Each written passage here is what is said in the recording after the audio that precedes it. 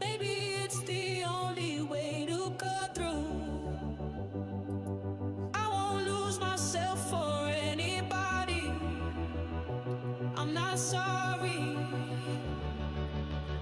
Yeah. Though it hurts, I only wish you blessings. When intuition talks, you gotta listen. I won't lose myself for anybody. I'm not sorry. Yeah. 'Cause you build me up to break me down. Never respect the love you found. And I had a voice inside the back of my mind. I always knew it deep down. You don't deserve me, babe, I won't lie. Got no more tears to cry. Oh, no looking back this time.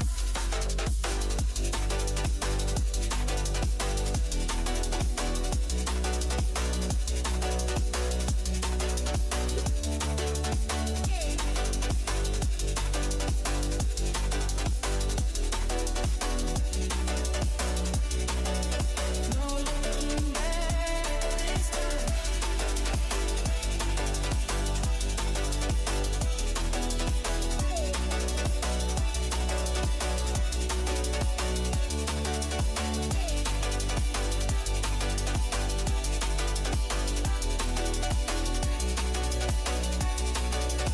No looking back this time.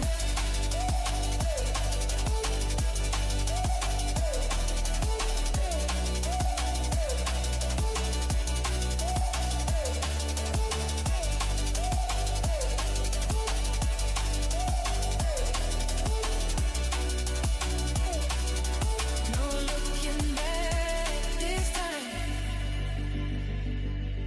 Running from the truth was getting reckless.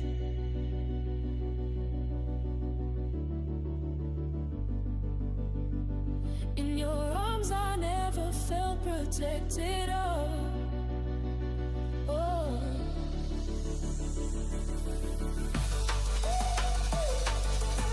'Cause you don't deserve me, babe, I won't lie. Got no more tears to cry. Oh. No looking back this time.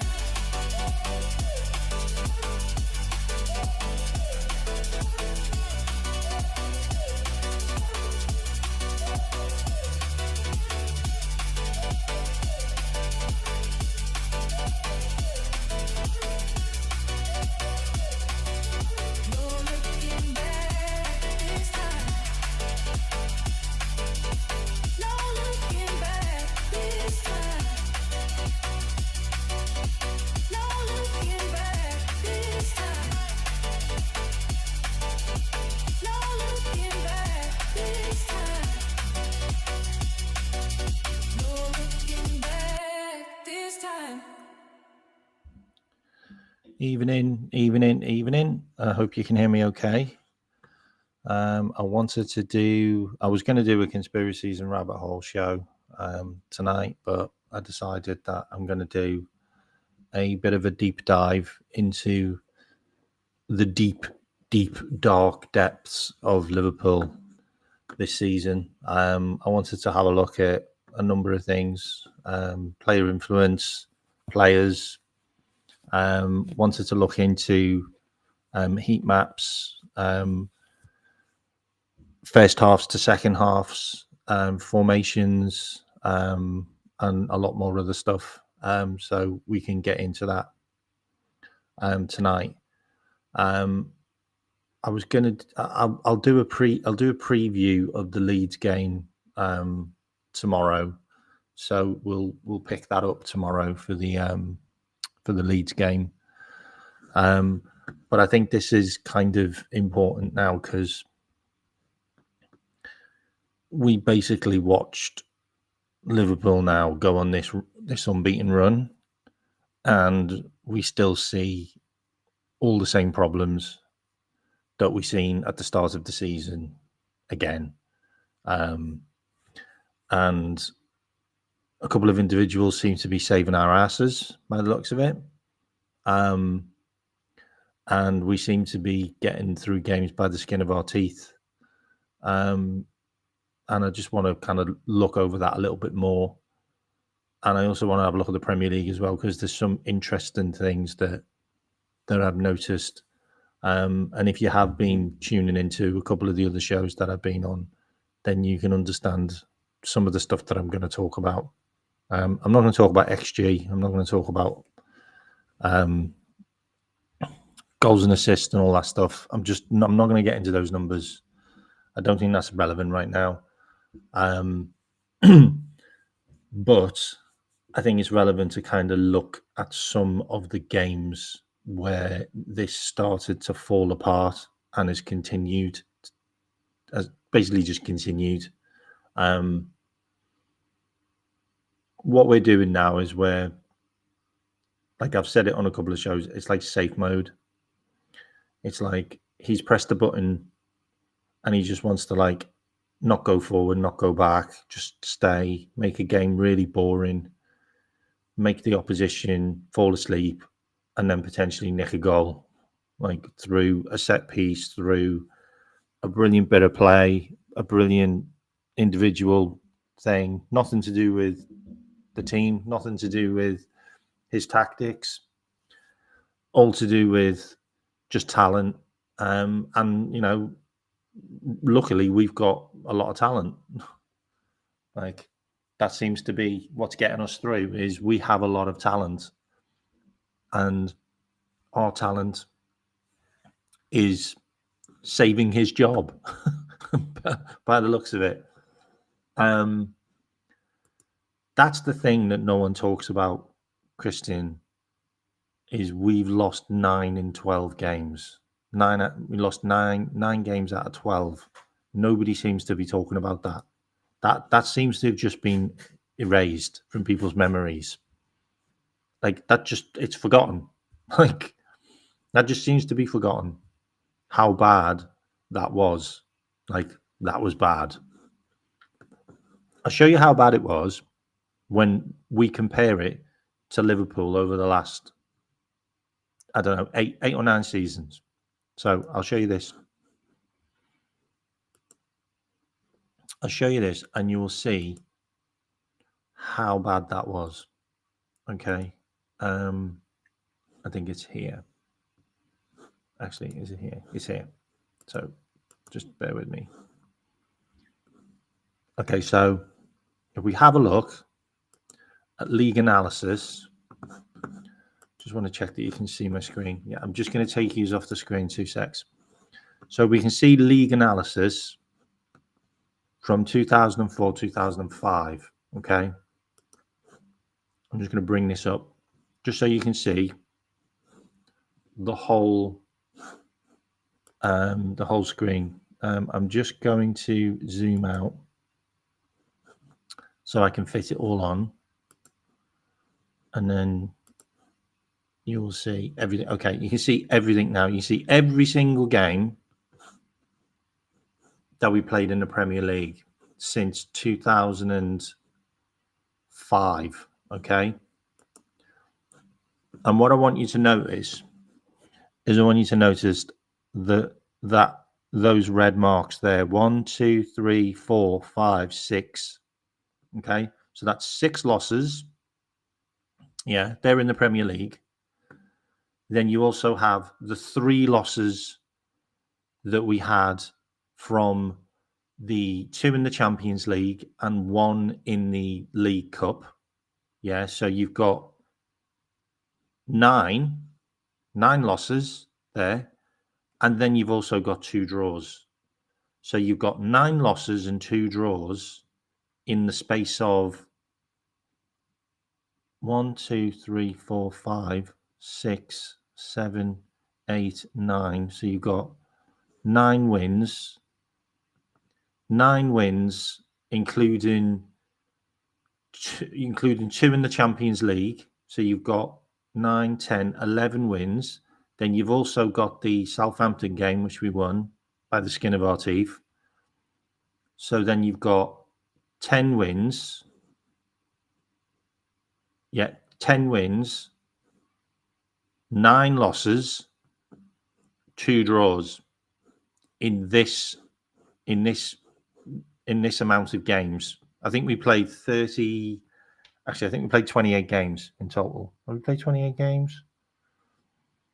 Hang on, 1, 2, 3, 4, 5, 6. No, 25 games. I think we played 25 games. Okay. So in that 25 game period, you've got 1, 2, 3, 4, 5, 6, 9 losses, 2 draws in that 25 game period stretch. Look at the rest. This has never happened under a manager before. Only in this stint here, which was the COVID season where there was no fans. Yeah, that stint there, 1, 2, 3, 4, 5, 6. We lost 6 games there. Same stretch, by the way. And then this one here, 1, 2, 3, 4, 5, 6 here. And I would say those 2 leagues, one of them's 2021, pretty sure when we had no defense, but I need to double check that. And the other one was 11-12 season. Now let me have a look at 11-12 season. 11-12 season LFC manager. Okay, that season was Kenny Dalglish. Okay, that was a Kenny Dalglish season. Okay, so the 11-12 season was Kenny Dalglish. Okay, so that makes a lot of sense. Like that makes a lot of sense. Like because it was Kenny, and he came back just to help us. So that was the Kenny season. Okay, but if you look at the season before under Slot, you've literally got 1, 2, 3, 4 losses. Yeah. So you can see those 4 losses. Ooh, yeah. So you can see those 4 losses. And you've got the form that ended the season where you've got 2 losses and 2 draws. Then you've got the 5 wins, which were all really, really bad games, like where we won in like the last, I don't know. I think we won all of those games in the last 10 minutes. Like 3 of those games, the opposition scored 2 goals against us to get back to a draw. One of them, we got a late penalty against Burnley. Like they weren't great games. Okay. One of them was a 96-minute winner from a 16-year-old substitute. Like, yeah, those games. Then we went on a horrific run of losing games. Carried on, really. Yeah, we won one game and then it carried on again. And now we're in the games where we've won, drawn 2, won again, and then won another 2. Okay. And now more than ever, I want him out even more. And I know that's weird to say, but you've had time now to change things. You know where the problems lie. You know what you had to fix. And we still see the same problems. Like we still see exactly the same problems. in the games. There's no difference for me. Like, we still look terrible in build-up. We look so vulnerable on counter-attacks. We look really vulnerable from set pieces. We look completely toothless in the attack. We look completely toothless in our own set pieces. And we have no patterns of play. And I don't know. I'm not watching Liverpool anymore. It's not Liverpool. There's no energy. There's no fight. We are winning games off individual brilliance continuously, or mistakes. But we are also conceding a lot of chances, a lot of shots. We are giving away a lot of possession in the second half. Our Achilles heel is the same Achilles heel which Arnie Slot's talked about repeatedly, which is the long ball, which is the long throw, which is the corner, which is the free kick. Like, just in isolation, all the opposition needs to do is go long, and they'll probably get a result against Liverpool. Just go long. Like, I don't know why Inter Milan didn't do it. They have big players. They didn't do it. Sunderland didn't do it as much as they should have. They didn't do it. West Ham didn't do it. They've got big players. They didn't do it. Aston Villa didn't do it. No idea why. Like, they could have gone long. Leeds didn't try.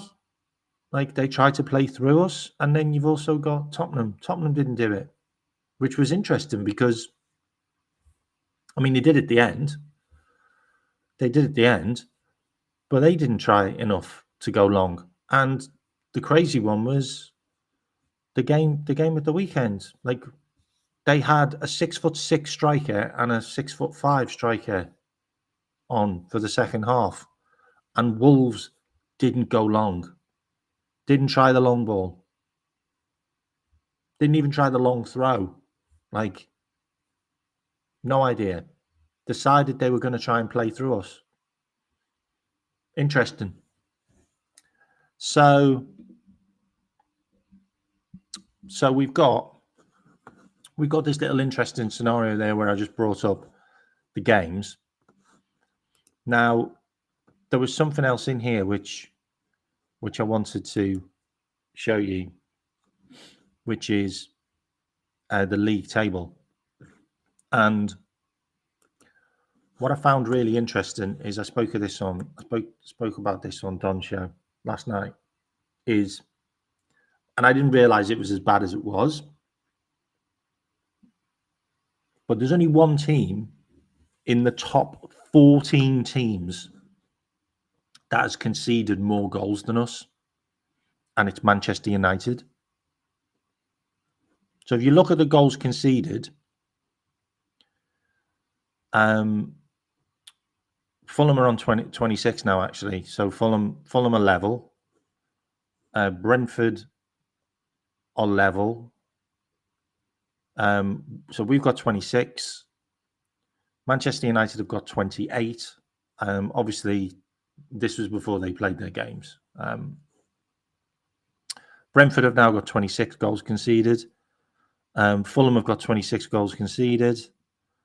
And you go all the way down to 15th, where it's Bournemouth with 33. And then the other teams, 31, 28, 36, 34, 39. Now, goal difference is huge. Goal difference really makes a difference at the end of the season. And it's the reason why Chelsea haven't been great, because they concede a lot of goals. And they know that. But this season, they've been quite tight at the back, and they've got 19 conceded. But any of these teams who've got less goals than us don't have to score as many goals. And we haven't got a huge amount of goals either. Chelsea are on 30. Manchester United have scored more. Manchester United have scored more goals than us. and it's a much of a muchness as you make your way down. And that's gonna make a difference at the end of the season, is the continuation of conceding goals. But I also wanted to bring this up as well, which is player influence. Now, I thought this was a really interesting statistic, which I found, and it was how well we've done with certain individuals. Now, Frimpong has played 3 Premier League games this season. I know, that is insane that he's only played 3 games. But we've won 2. And he's also provided assists in 2 of those games that we've won. So he could be something which really does help us. And also Ekitike. Ekitike's played 12 games in the Premier League. We've won 8 games that he's played in, and we've drawn 1, but we've lost 2. I, for the life of me, have no idea why the manager did not play Ekitike more. Like, this is something which only he can answer to, only he can understand. But I really do not understand why Ekitike has not played every single game this season. Like, if you look at his numbers, yeah, I'm just going to bring this up. If you look at Ekitike's numbers, Ekitike is 1, 2, 3, 4, 5, 6, 7, 8, 9, 10. He is 10 players down on the amount of game time he's played. Like, he's played only 60 minutes more than Alisson Becker, who's been injured for half of the season. Like, it doesn't make any sense at all. And also, Curtis Jones. I have no idea why Curtis Jones hasn't played more this season. He is also right down this list. He's right down this list as well. So 3 of our most influential players, actually 4 of our most influential players this season haven't played enough. I know Becker, it's not his fault. Ali's been injured. So that's just not down to anybody apart from Ali. Like, Ali's back now. And we can look at Ali as well as an influence. But the fact that Curtis Jones hasn't been utilised more, and also Ekitike, is just scandalous, because he's played 1,400 minutes, Ekitike, and he's got 11 goals and 2 assists. Like, his numbers are fantastic. His numbers are really, really good. Really good. And you've also got Joe Gomez, which I also want to quickly show you as well, is player influence. Is player influence with Gomez. So Frimpong, we have a 14% loss rate with Frimpong. So 57% win rate when Frimpong plays. He's played 7 games. We've won 4, drawn 1, lost 1 when Frimpong's been in. Okay. Ali, 17 games he's played, 10 we've won, 3 we've drawn, 3 we've lost. Okay. Having Ali in the goal is huge. It's huge. It's keeping Arnie in a job. Robbo, 10 games, 7 wins, 1 draw, 2 losses. He's got a 70% win rate. Having Robbo in the team is also good. Gomez, 5 games, 3 wins, 1 drawn, 1 loss. He's also got a high percentage rate. But it's Ekitike. 19 games he's played, 12 we've won, 2 we've drawn, 4 we've lost. Like, him not playing,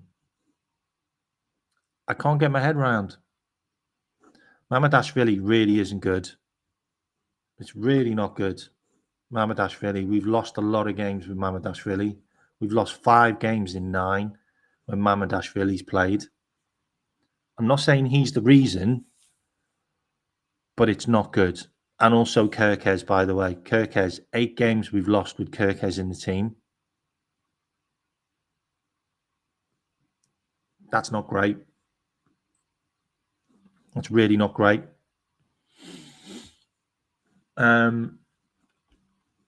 So I wanted to just show you the influence on players. What else did I want to show you here? So the current stats again. This is what I wanted to show you. Okay.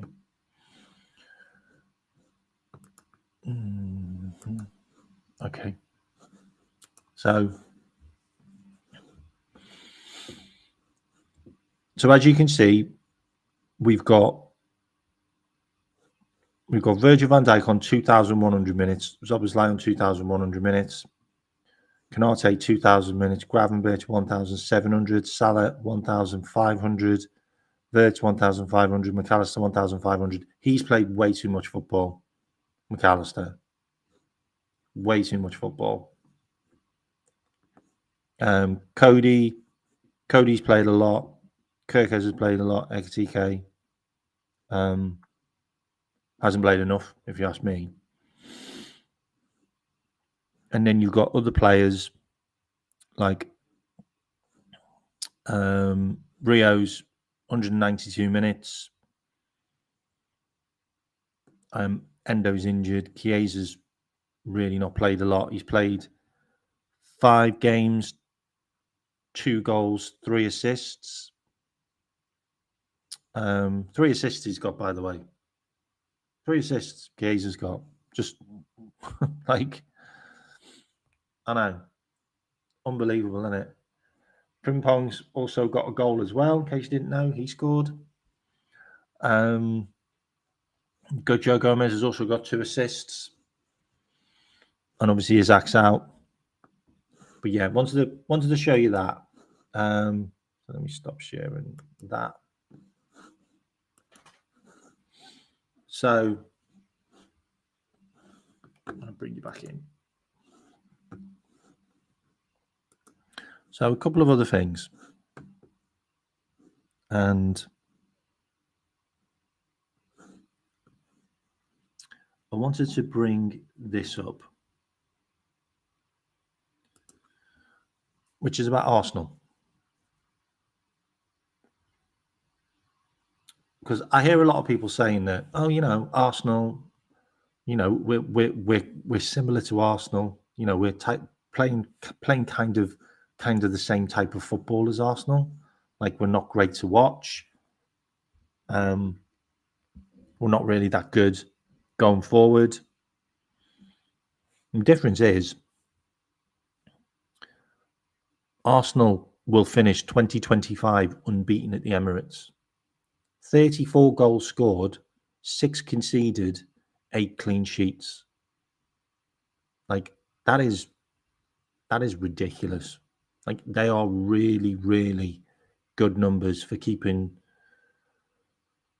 your home form tip top.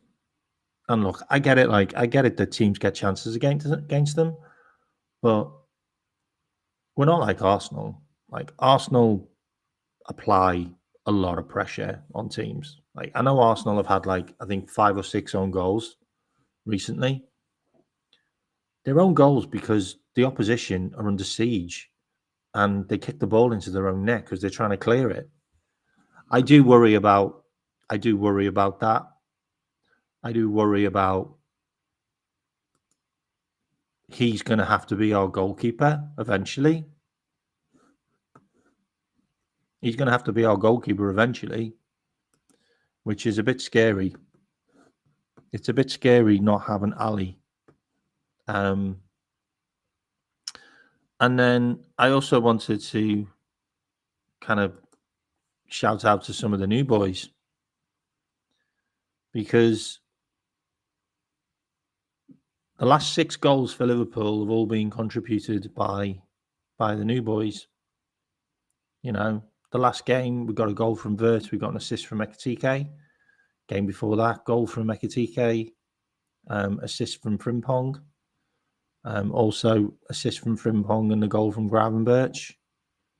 And then obviously game before that, you've got the goal from Isaac and the assist from Vert. So the new boys are doing well. They're basically paying off how much we paid for them. I wouldn't say they're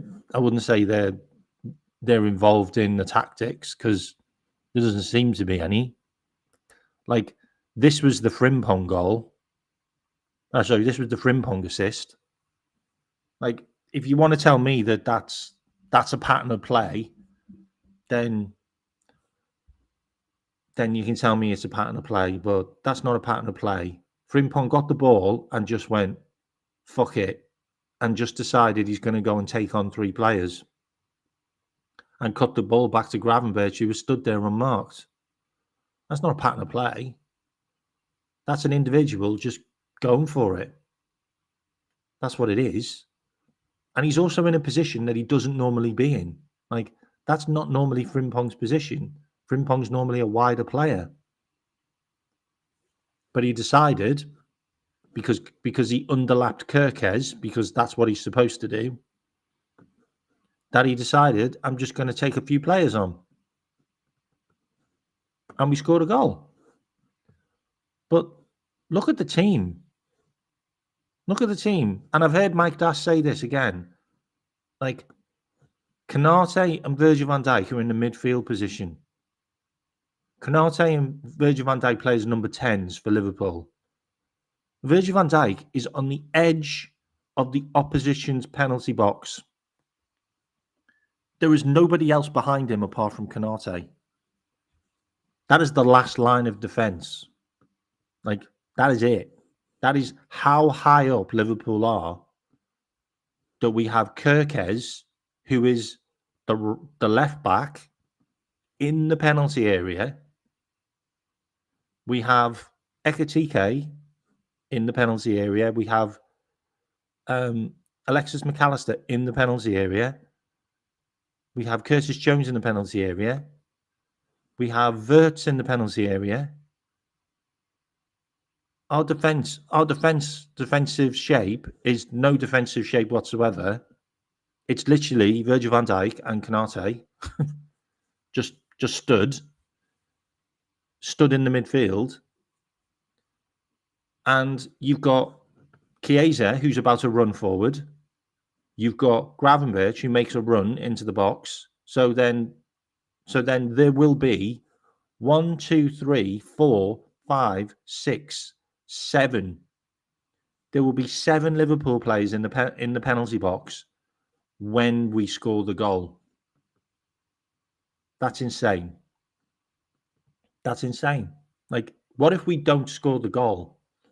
What if the ball comes out to the opposition? We then have 7 players in their box. 7 players in their box. And also Chiesa would be completely out of position. So you have Virgil van Dijk and Konate. That's it.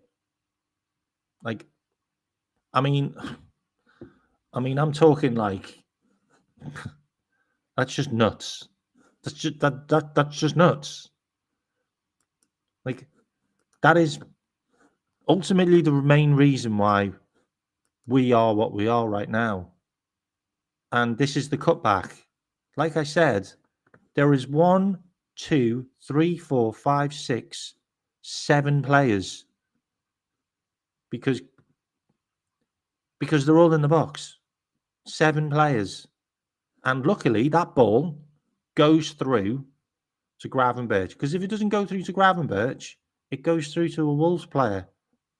And we have our entire team in their box, apart from Virgil van Dijk and Canate, that are in the number 10 position just outside the box. That's crazy. That's just crazy. Like, there's no like, and this is 40 minutes. This is 40 minutes into the game. And this was also our first shot on goal as well, by the way. First shot on goal. I don't know. And then you've also got this situation.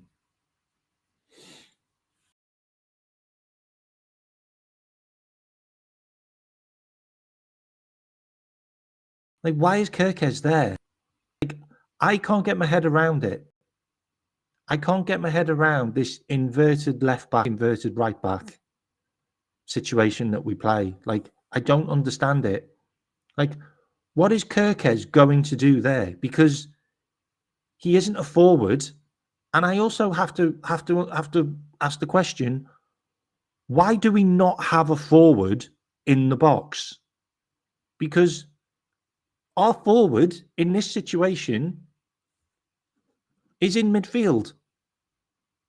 And he's right in front of Gravenberch. Like, I don't understand this system. I don't even see a system. Like I don't get it. Like, it's just a mess. It's just an absolute mess. Like, our furthest forward player is Curtis Jones. That is our furthest forward player, is Curtis Jones. Who is the left-sided midfielder, and he's not on the left side of midfield there, is he? He's almost on the penalty spot. So you've got Curtis Jones, you have Chiesa, who's the right winger, then you have McAllister, who's also in the position where Gravenberch should be, but Gravenberch is on the left-hand side. So McAllister's on the right-hand side, Gravenberch is on the left-hand side. Then you have Wirtz right out the way, not going to be able to do any good there, really. And then you have Kirkes stood in the opposition's box. Doing what?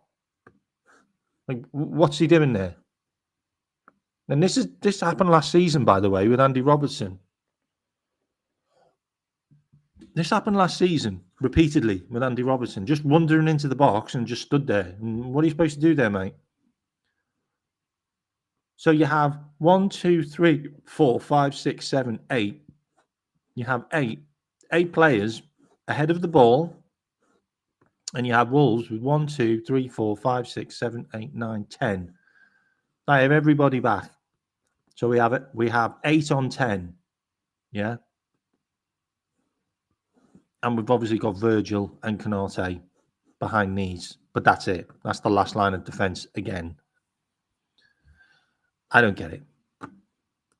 I just what is Wirtz supposed to do? He's literally up against 2 players that are stood right next to him. Like, the obvious pass is to Frimpong, but it doesn't go to Frimpong.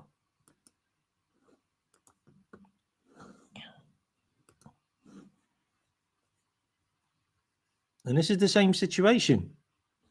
So now you've got Kirkes in the right position. So you have Kirkes in the right position now. And the perfect cross into the box to a striker. Where's the striker? The striker is in midfield. And everybody's just walking. Everyone's walking. You can see they're walking. They're not running. They're walking. The furthest player forward, again, is Curtis Jones. Actually, it isn't Curtis. Yeah, it is Curtis Jones. The furthest player forward is Curtis Jones. Like, this just isn't... I don't know what this is. But what are we supposed to do when they have 1, 2, 3, 4, 5, 6? They have a back line of 6 players. And we have no attackers attacking. Nobody in the box. There's literally nobody in the box, and Kirkes can put A brilliant cross right round the back line there. That's a curling cross right around the back line for one of our forwards to run in and score. Nobody.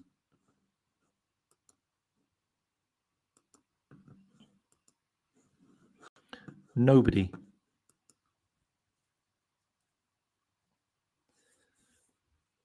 And that's what should be happening. Our striker should be in the box. But he's not. He's not in the box.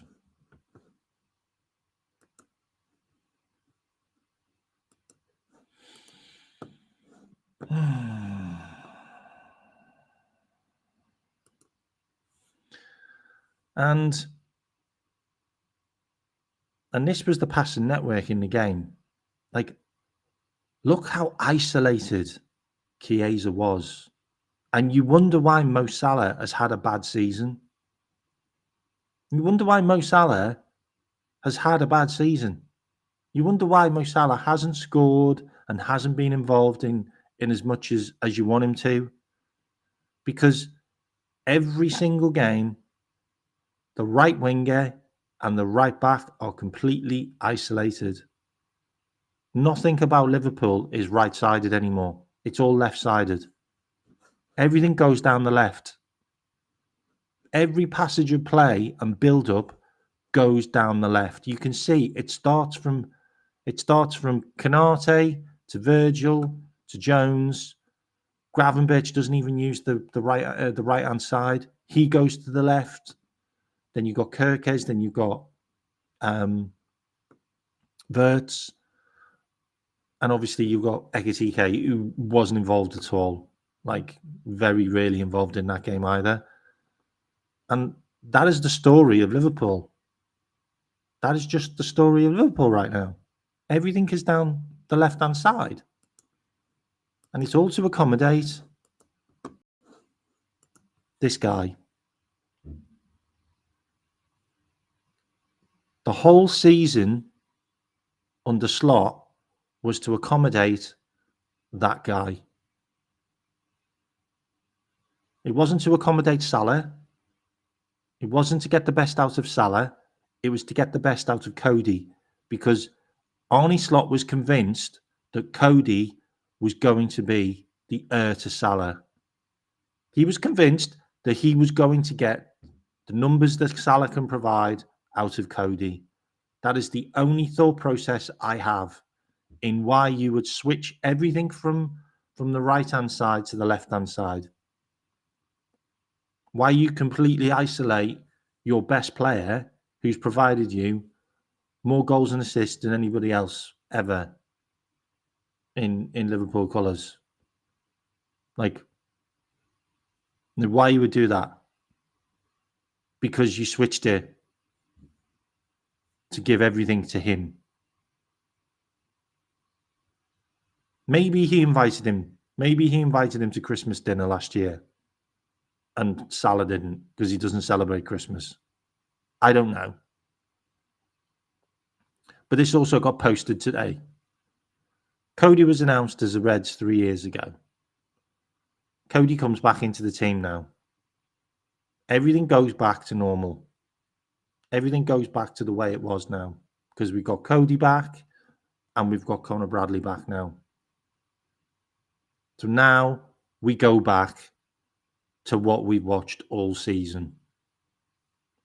And relationships don't matter. They don't matter. Like the fact that Curtis Jones has got a relationship with Wirtz and Kirkes, and those guys have started to get some kind of rhythm together where they can do something in games. That's going to change, because Dominic Szoboszlai will be back. So Dominic Szoboszlai will go into the 10 and McAllister will drop into... Wirtz will go into the 10 and Cody will go onto the left-hand side, and Dominic Szoboszlai will come into midfield, potentially next to Gravenberch. Or Dominic Szoboszlai will go onto the right-hand side and then you'll have McAllister that will drop out of the 10 and he will move into the position that Curtis Jones played. Curtis Jones will be dropped for Alexis McAllister. He will, because McAllister plays every game. And Chiesa will come out and he will play Dominic Szoboszlai. He will play all his midfielders if he has to. He will. He will. And Bradley will come in, even though Frimpong's got 2 assists and our win rate with Frimpong's good. He will rotate with Frimpong and Bradley. Well, that's what's going to happen. And we're going to go back to the same formation of 3-2-5 that you've just seen, where we've got 7 players in the opposition's box. And we can be caught out with 1 lax pass or 1 cleared ball. That's what's going to happen. And everything's going to go down the left-hand side again because Cody's there.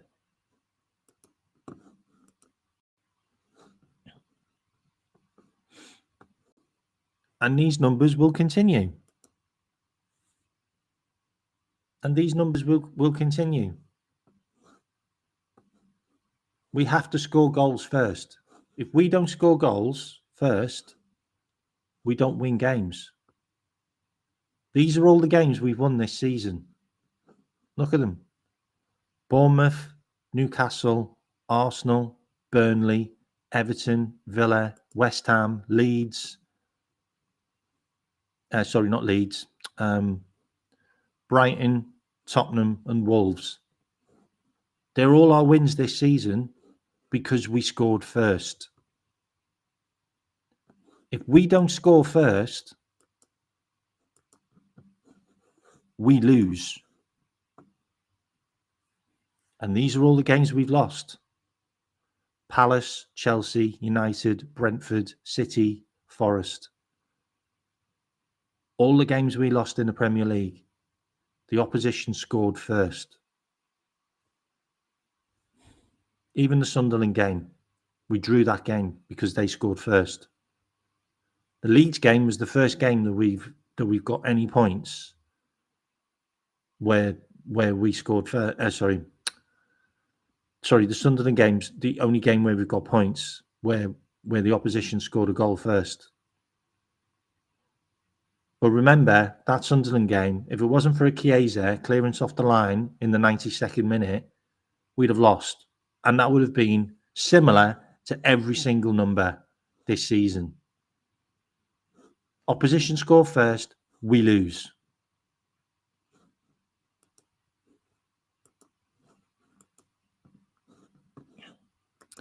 And the second halves are just an embarrassment. Like the average shots on target conceded in the first half are around 3. But in the second half, they go up to 11.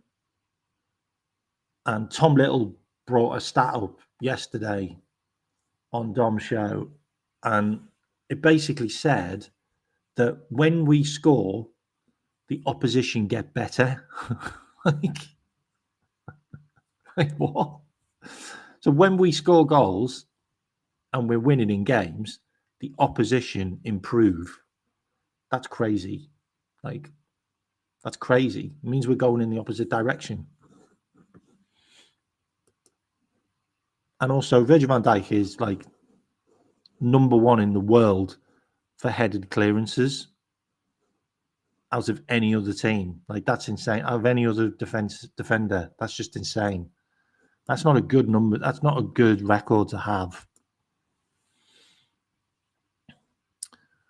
And just versus Wolves, like first half, second half, like 76% possession. It basically went to level. Like we had, I'm not going to talk about XG. But you can see how much they improved. Like, and this is a common thing. This is a common theme. It's not good. And I also want to bring this up as well because I think Arsenal fans should see this. I think Man City will win the league this year, and it's because of him. It's because he knows how to chase down the opponent. He's chased us down 3 times, and he's chased Arsenal down twice already. I think he'll chase them down again. I think it's an inevitability that he'll catch them.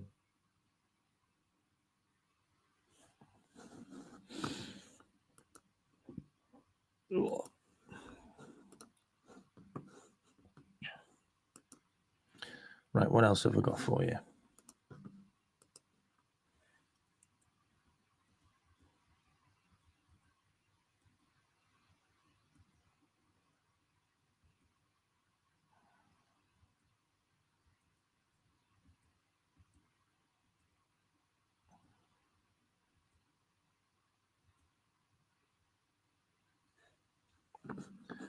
I mean, I don't know whether I want to bring up any of his stuff, like any of the comments he's come out with, but it looked like they were down to 9, and it looked like we're down to 9, and they had 11. It looks like that every second half now. That's what it looks like.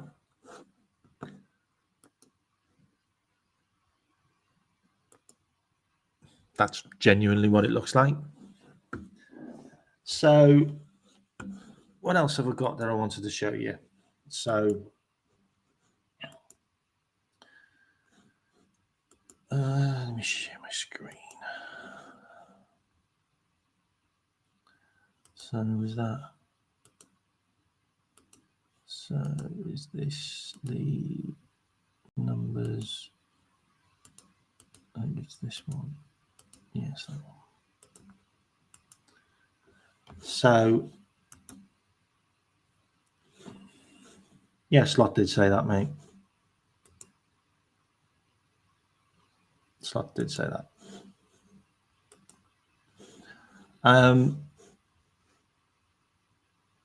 So I wanted to bring this up. So this is our attack, because I hear a lot of people like talking about, you know, the fact that we are good at attack, and we've done this and we've done that. So this is just in the Premier League. So we got 30 goals in the Premier League, because we scored another 2 at the weekend. It takes us up to 30. So we scored 30 and conceded 26. Our XG is 28. So we're outscoring our XG. Okay. We've had 156 shots. We've had 78 on target. We've had 81 shots inside the box. We've only had 55 from outside the box. We've only touched the ball 574 times in the opposition's box. Isn't a huge amount, to be honest. The fact that we've had 78 shots on target and scored 30, they're not great odds either, to be honest. We've only scored 1 penalty. We've only had 1 penalty, and we've only had 6 free kicks. I just want to reiterate that. We've had 6 free kicks this season.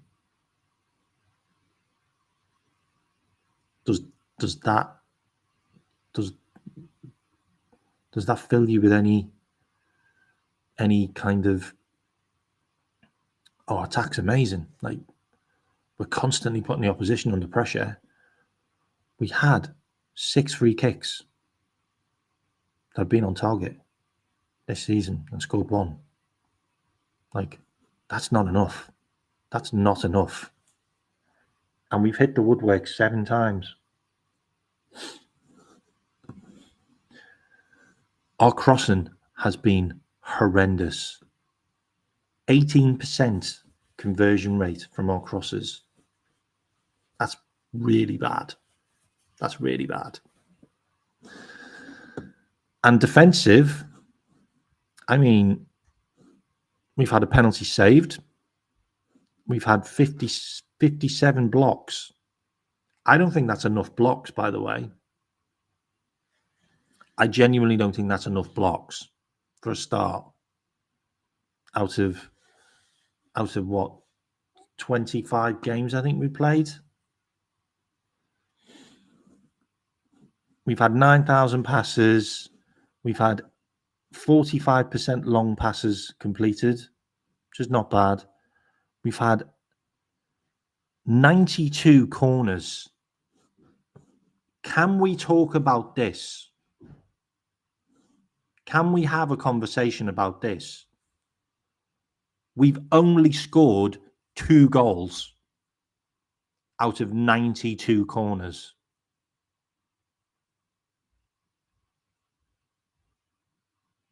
That is, I really don't know what to say about that, but that is horrendous.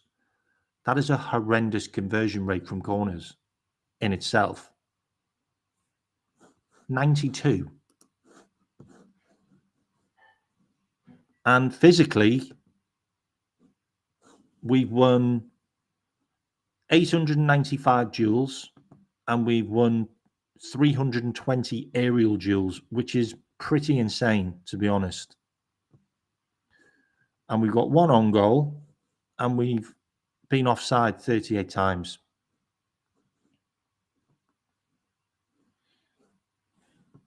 And that's in 18 games, sorry, not 25, 18 games, because it's just the Premier League. But I do find the 92 corners and we've only scored 2 quite concerning, like genuinely quite concerning. And I also wanted to bring up some of these numbers as well, because I talked about these on Don's show. So I talked about set pieces. So we've conceded 11 set pieces this season. And that's out of 26 goals. So we've conceded 26 goals and 11 of them were from set pieces. And I also haven't worked out how many goals we've conceded that were from the rebound off the set piece, because we conceded goals from the deflection off the corner or the clearance from the corner, not the direct corner or not the direct free kick or not the direct throw. And that's not classed as a set piece because it didn't come in off the direct set piece. I can have a look at that. But this was also the issue I had, is we've conceded 48 goals. It's actually 49 goals now. 49 goals in 36 Premier League games in 2025, which puts us, I mean, it puts us like 17th in the league on numbers. Like, it puts us like 17th, 16th in the league just on goals conceded. And this is just a big problem. Like, this is a big problem, clean sheets. This is a big problem, stopping goals from going in. We've also conceded from our own set pieces. We've conceded quite a few. Like, I know we conceded 2 or 3, definitely. We conceded 1 from Semenyo, definitely. And I haven't even, let's have a look at Arsenal, by the way, while I'm here. Okay. How many goals have...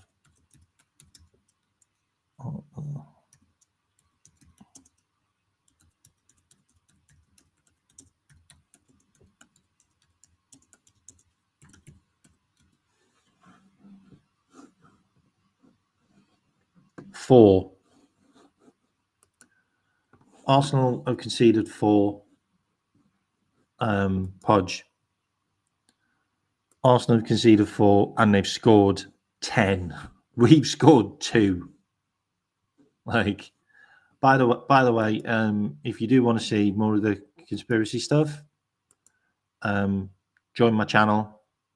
The link is there. I did a show. I did a show last week talking about UAPs, and I've also done a show before that talking about UAPs. So you can go and check that out. But I'm not doing a conspiracy show today because I wanted to cover the numbers on Arnie, basically. So I also wanted to talk about big chances because we've had this conversation around big chances missed. Mo's missed the most big chances. Okay, I'm not going to lie. Like, he's missed 7. Isaac's missed 5, which I find insane because Isaac's probably only had about 15 shots. How many have we conceded in the last 92 corners? Let me have a look. How many goals have LFC conceded in the last 92 corners taken?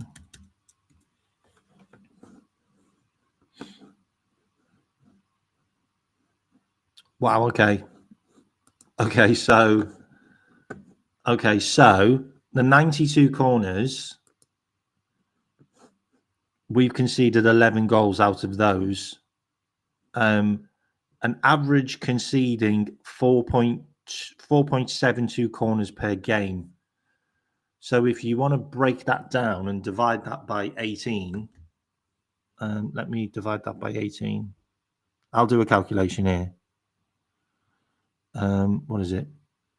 11 divided by 18 equals 0.6 divided by 4.72.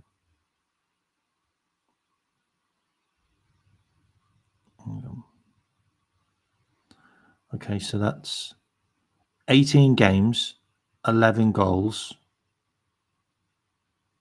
18 games, 11 goals. So out of the 18 games. So out of the 26 goals divided by 4.72. Wow. Okay. So every 6 corners, we concede a goal.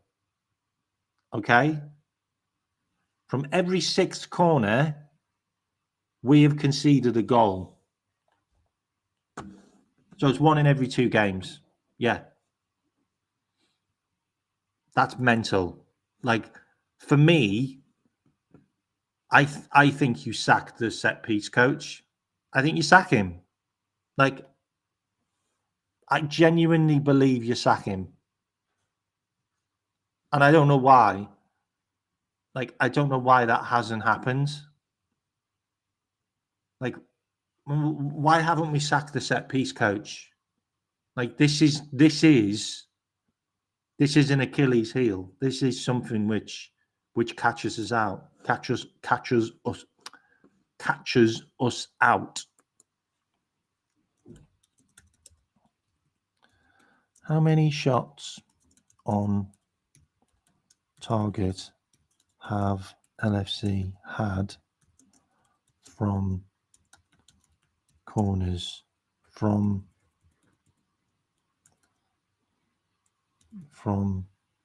corners in 2025-26?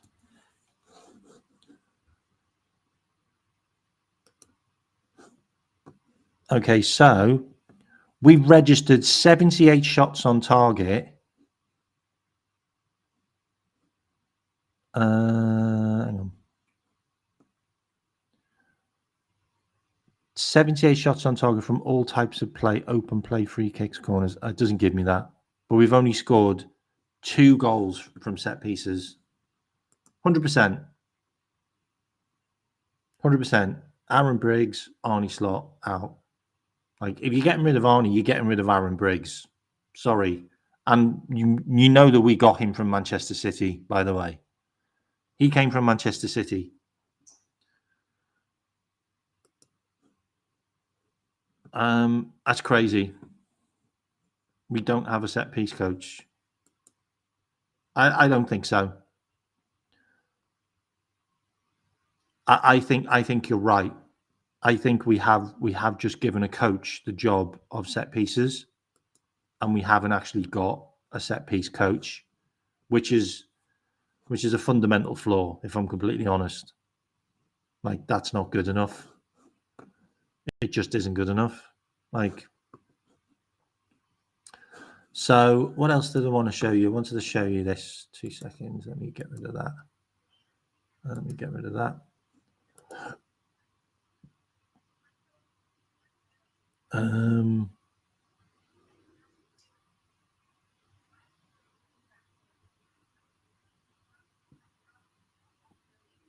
Yeah, okay. So I wanted to show you this as well. So I wanted to show you saves, which is also wild, by the way. This is also a wild number as well.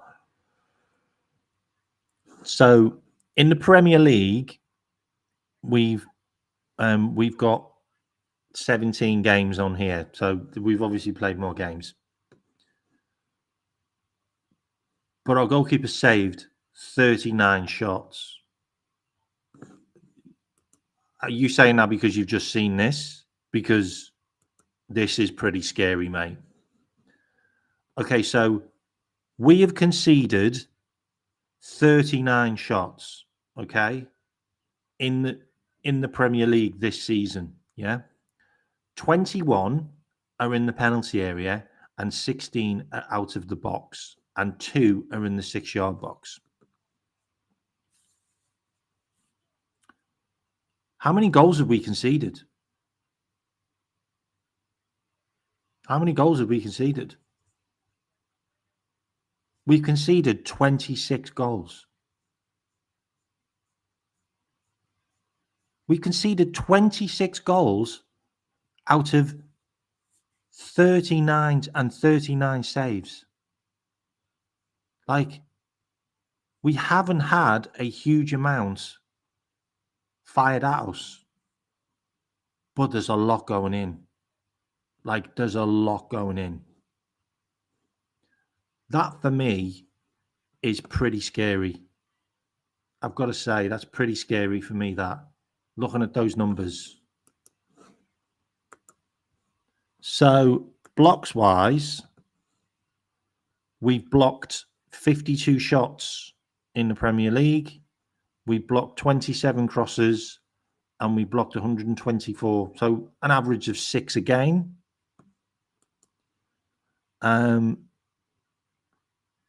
Interceptions, 114. That's 6 a game. Tackles, 230. 97 times we've been dribbled past. 327, 6 a game. Everything seems to be like 6 a game, if I'm completely honest. And possession lost, 267 unsuccessful touches, 129 times we've been dispossessed. Now, what I wanted to do is I actually wanted to look at another team. I just wanted to look at Arsenal. I just wanted to look at Arsenal for these numbers as well, just so you can see. Just so you can see Arsenal's numbers. Because I looked at it and I was like, are we as bad as them? Like, are our numbers just as bad as theirs? Like am I seeing things maybe differently? So I'm looking at saves.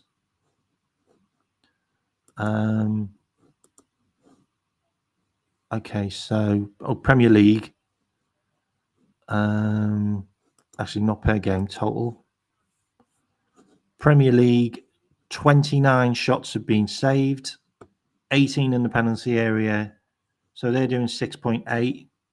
That's quite similar to us, actually. Blocks, less blocks, less shot blocks. Interceptions, more interceptions, more tackles. I wanted to look at dribbles.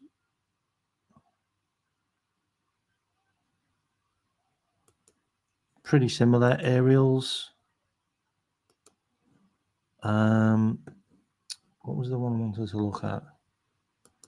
So shots, 207. Okay, so 270 shots they've had in 18 games. 63 out of the box, 46-yard box, 167 in the penalty area. Wow, that's a lot of shots in the penalty area. So let me have a look at Liverpool.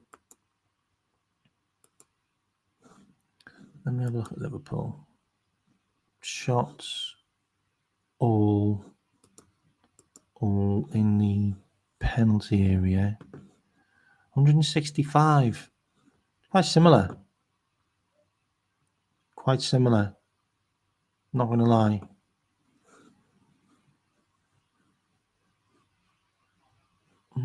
Wonder who has most of the shots. Offensive. Where is it? Key passes is Mo Salah, by the way. Just want to show you. Mo Salah, 2.4 key passes per game. Interesting. So shots total. Who's had the most? Who's had the most shots?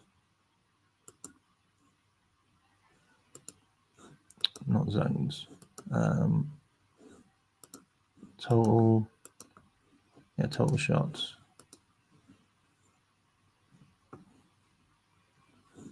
I think this is per game. Why is that per game?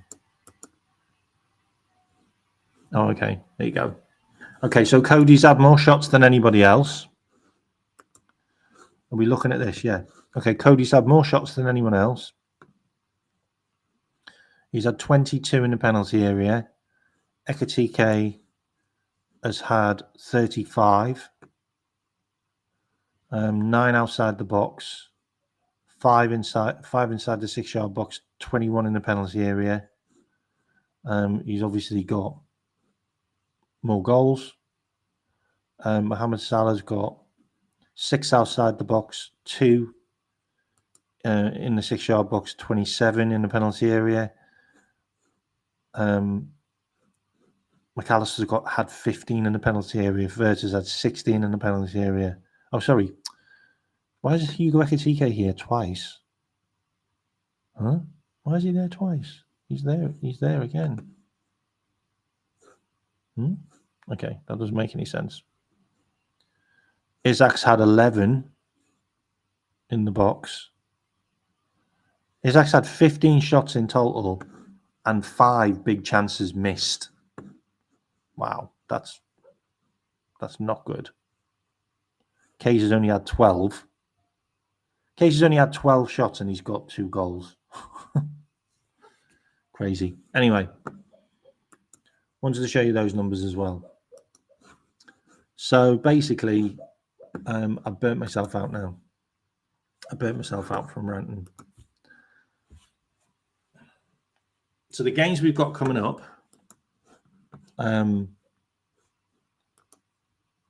Actually, this is what I also wanted to show you before I went. I wanted to show you the heat map for the games. So this was the Crystal Palace games. This is kind of when it all. This is kind of where it all started for me. When it all started going wrong. And it's the 4-2-3-1 formation, which isn't 4-2-3-1. And I just want to go through the games and show you the heat map for the players, because every single game is different. Every single game is different. So this was the game. We lost to Crystal Palace. And we got Mo Salah completely isolated, out on an island. Also, Bradley out on an island. Everything's down the everything's down the left-hand side, where you got the 9 and the 7 right on top of each other. And Kirkez played quite high in that game. Didn't do anything. He didn't do anything in that game, but he played quite high in that game. So that's the Palace game. That's the game we lost 2-1. Then we've got the next game. Sorry. Then we've got Alisson got man of the match in that game, by the way, just in case you didn't know. Alisson got man of the match in that game.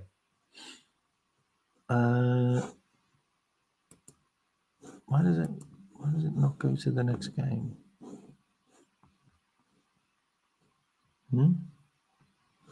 Okay. Right. So let me go back. Okay, so that's the Crystal Palace game. Then we've got the games that we lost. So you got Forest. So this is the Forest heat map for Liverpool, which is pretty similar. Mo Salah out on an island. Dominic Szoboszlai kind of supporting him. But then you've got this weird formation, haven't you, really, where Kirkez didn't really get over the halfway line.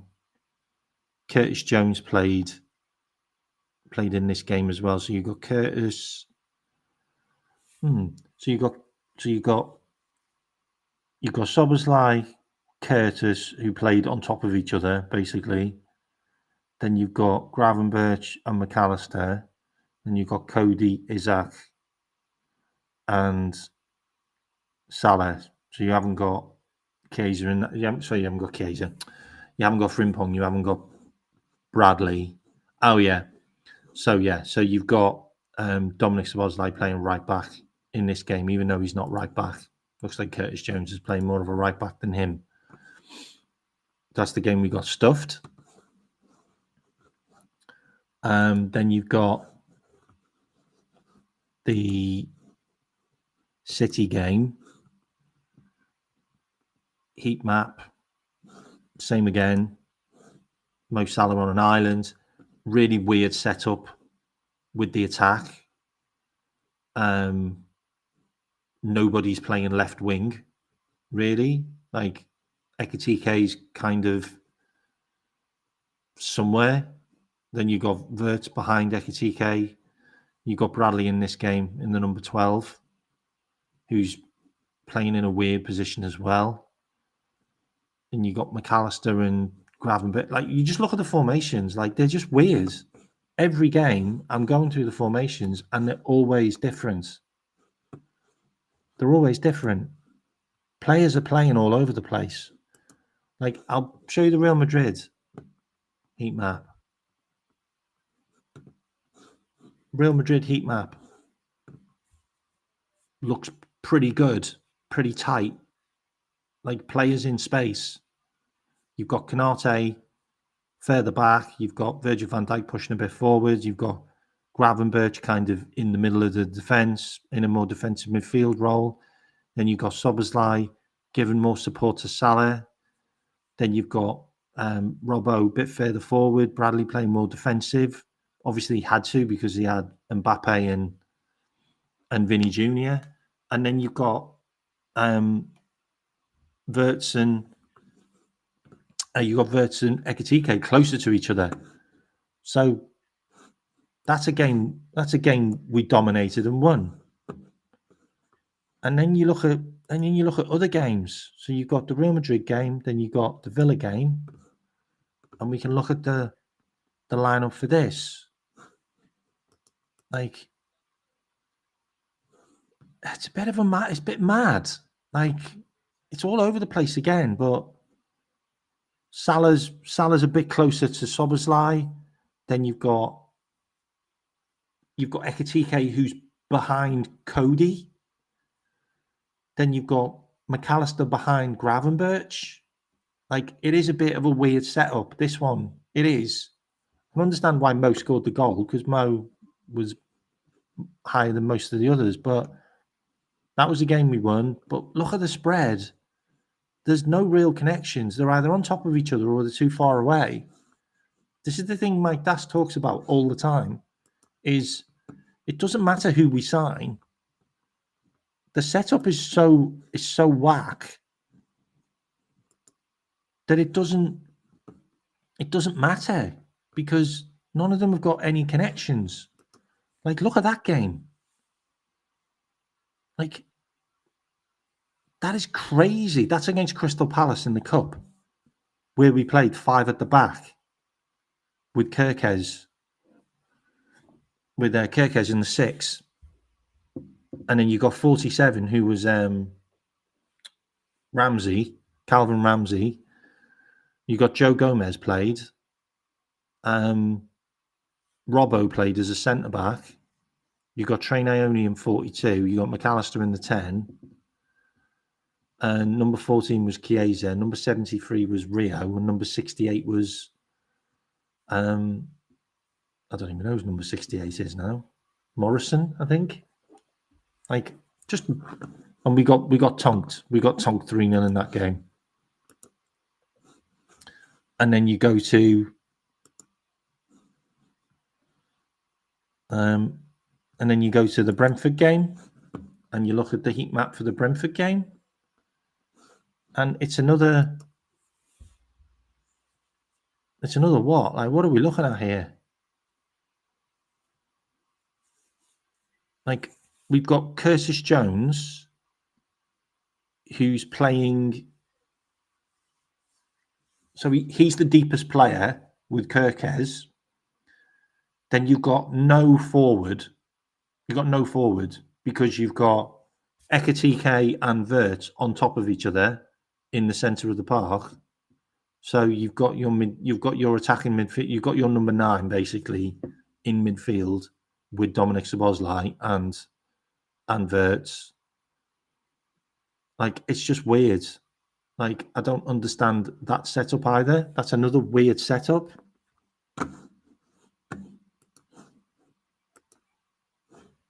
Then you've got the other game that we lost.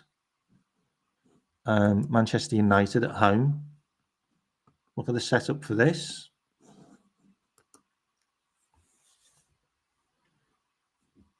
Like, tell me that makes sense. You've got Isaac and you've got Salah next to each other, and you've got Cody completely isolated on this one. But then you've got no support for Cody. So what's Cody supposed to do in this game? And then you've got Dominic Szoboszlai and you've got Conor Bradley next to each other. It's just weird. I don't get it. I just don't. I don't understand. I don't understand the formation that we're trying to play, like, in these games. And this continues, by the way. So then you got the Chelsea game that we lost. These are all games we lost. This game, that game looks a bit more structured. You have a little bit more structure in that game. Players seem to be spaced out. They seem to have a bit more time, a bit more position. But Mo Salah's just on an island in this game, like, just on his own. Like, he's got no support from Dom. He's got no support from Bradley. It looks like Dom was babysitting Bradley in this game. There's another game where Ekitike didn't play from the start, which is beyond me, absolutely beyond me why Ekitike didn't play this game. But he didn't. Ekitike didn't come on didn't play that game. Then you've got Galatasaray. How did we play against Galatasaray? What was the setup here? Wow, look at this setup. Look at that setup. That's exactly the same setup against Manchester United that we lost. We've got our attackers in midfield. So you've got Curtis Jones, Kirkez, Wirtz, and Ekitike all in the same area, like literally all next to each other, like all of them. Mad. Absolute madness. So we lost that game. Let's have a look at the PSV game. How do we look on that? So this is how we set up for PSV. That's how we set up for PSV. Look at PSV. Wow. PSV, no fear. Like they really went for it. And you can see where they got at us as well, because you can see where they bunched up their midfield to win the battles against R3.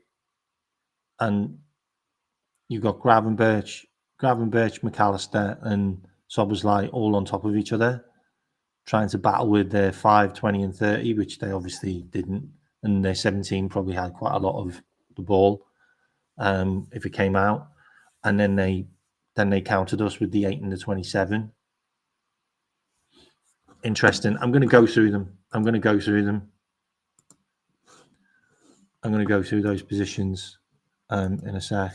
So that's PSV. Then you've got the Sunderland draw. So we drop points here at home. This was the setup for Sunderland. Every game is different. Every game is different.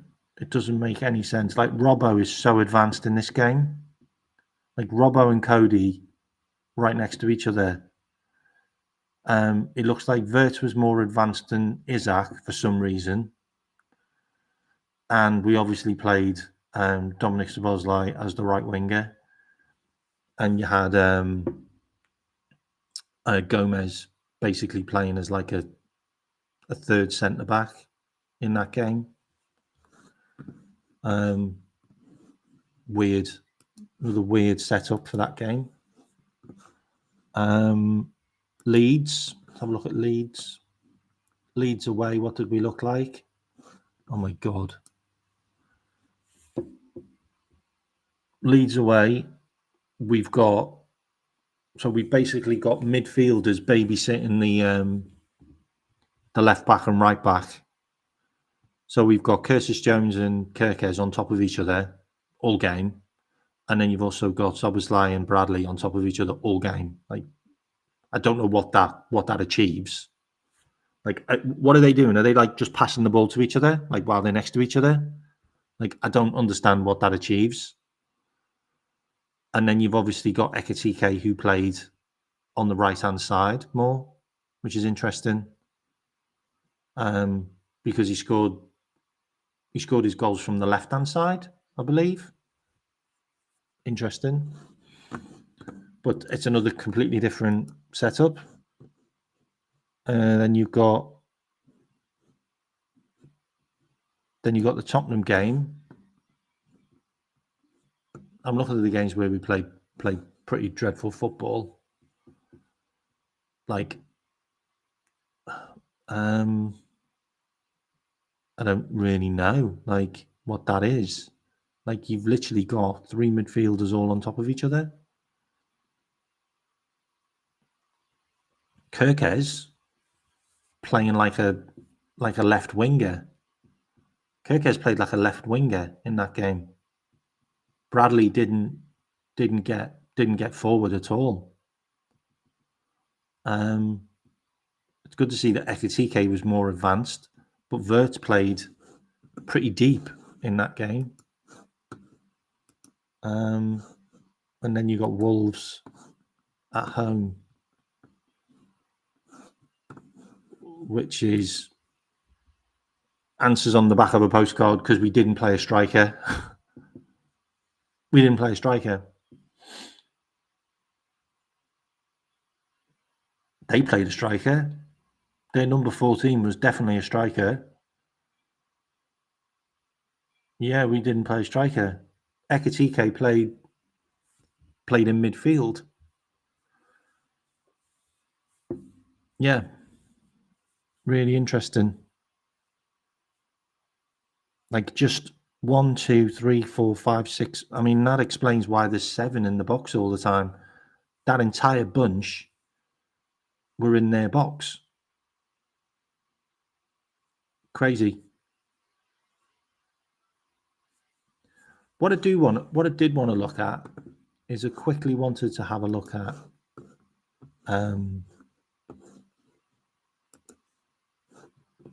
last year. Just a couple of the big games last year. Yeah. So I want to look at Wolves last year because this is the game we won last year as well, and it was only 2-1. Okay. Okay, so that was Wolves at home last year when we won 2-1. We didn't really play with an attack then either, by the looks of it.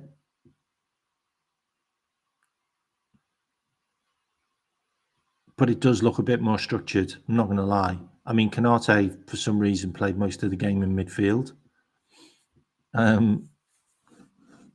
For some reason. But you've got a structured midfield there that stays close to each other in Szoboszlai, McAllister, and Gravenberch. That doesn't happen anymore. For me, I don't see that. I don't see that happening anymore. So let's have a look at the League Cup final we lost to Newcastle and see how we set up in that. So that's the League Cup final.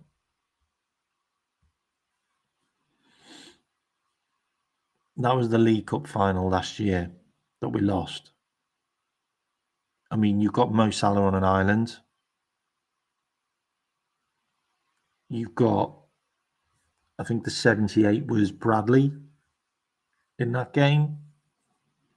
So you got Bradley and Robbo, didn't really get out of their half. You've got Canate and Virgil kind of on top of, like, next to each other pretty much, keeping together. Yeah. And that's interesting. And then let's have a look at some of the good wins we got last year. So let's have a look at Tottenham last year when we beat them 6-1. So that's Tottenham last year when we beat them 6-1 at their ground. Joe Gomez is the 2. Trent 66. That box midfield, I have no idea why he's changed it. Like, I don't know why this box isn't there anymore. Like, that could easily work in the team that he has now. Like, you've got Virgil in the 4, you've got Canate in the 5, you would have Bradley or Frimpong in that position on the right. You would have Kirkes or Robbo in that position on the left, and you would have this box as Gravenberch, Curtis Jones, Dominic Szoboszlai, Florian Wirtz. And then you could have Mo Salah and you could have Ekitike. I think that would be brilliant. That would work for me. That would 100% work for me. And obviously you haven't got Mo Salah there now, so you could play somebody else. You could potentially play Dominic Szoboszlai there, and then you could put McAllister there, or you could have Bradley here. You could have Frimpong there. Like at the end of the day, we just play everyone we've got. But this box really worked last season. Like we played this box a lot, and it just trapped other midfielders in it, and they couldn't play football. But you've also got the build up because you've got your triangles here between your centre backs, your left back and your right back, and your midfielder. So you have your triangles. And then you also have your triangles in front, because then you're connected to your midfielder in front. So you've got a triangle here and you've got a triangle there. And I think it works. I think that won us the league last season, playing this box that was so strong, especially with Szoboszlai. And the number 7 was Luis Diaz, who was just a beast. But that could be Ekitike. The number 7 could be Ekitike, or it could be Florian Wirtz. But Florian Wirtz could do a brilliant job doing that. Or you could have the 18 could be Florian Wirtz, and the 7, who would be the 22, could be Ekitike, and that would work. That would absolutely work. You have sustained possession on both sides as well. Like the left-hand side will get the ball as much as the right-hand side, and vice versa. And if they come over to do an overload, you can release Salah then on his own. And that works.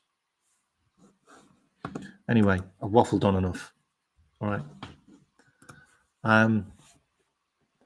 That's me for tonight.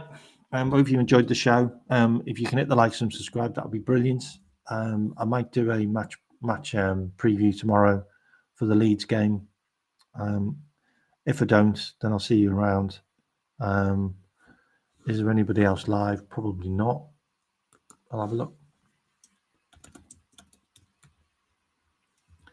Let's see if anyone else is live.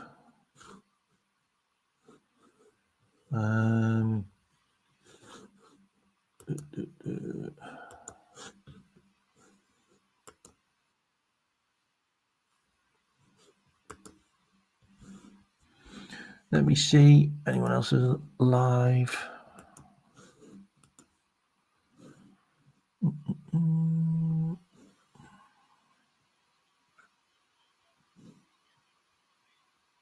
When's that? No. I think Beige and Reds might be going live. Yeah, Beige and Reds are going live in half an hour. So if you stay here, it will take you over to Beige and Reds. They're doing a match review, which will be interesting. So I'll send you over there. Yeah, if you want to check out any of the conspiracy stuff, join my Rebels and go and check out my previous shows. I've done quite a few now. I think I've done like 10, 15, 20 maybe. Can't remember now. But I will do another show, but I wanted to get this out of the way, and I wanted to just talk more about what we're seeing, why it's not going to work, why we're being so bad. Yeah, it's pretty depressing to watch. And I feel like we're gonna get a few losses soon. Like I do. I feel like Leeds at home could be one. Dominic Calvert-Lewin is an absolute nightmare in the box. He scored again today, so there's a chance he could score again at Anfield. They've got quite a lot of tricky players, quite a lot of pace. We haven't looked great, and I know we've won games, but we haven't looked great. But yeah, Leeds at home could be a banana skin, and then we've got Fulham away, which is going to be a nightmare. Fulham are a good team. I feel like if we go a goal down, we lose games. I feel like if we go a goal down first, we lose games. If we concede, our asses just fall out. Like we just shit the bed, literally, and then just start panicking. I don't know, but I think we're going to start. I think we're probably going to lose a few games or draw a few games again. I think it's coming because we're now going to be playing better teams. Like we've literally just played the worst team in Premier League history, and we managed to beat them 2-1. Like, you know, we played the worst team in Premier League history. We played a Tottenham team that had 9 men, and they almost equalised. Like they almost equalised with 9 men. They nearly scored 2 goals with 10 men. Like it's not great. It's not great. So we'll see what happens. And we also don't have any players. Like they're all injured or an AFCON. So we'll see what happens. But did Nuno just get sacked? I don't know. Let me see.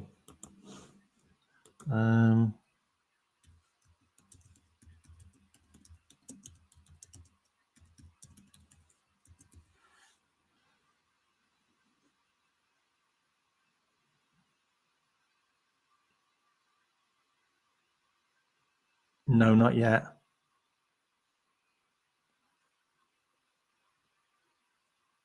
No, he hasn't been sacked yet.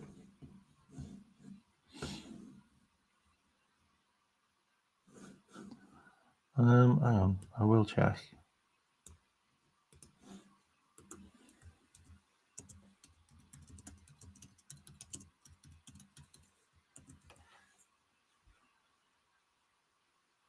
Yeah, no, he hasn't.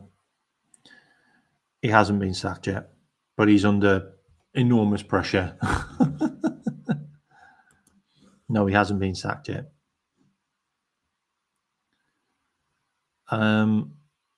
Yeah, so we'll see what happens. But if you're not a subscriber, can you hit the subscribe button? Because I am 46 away from 2,000. So that would be amazing if I could get some more subscribers. So if you're not a subscriber, please hit the subscribe button. And I will see you later. Beijing Reds is live in 10 minutes. So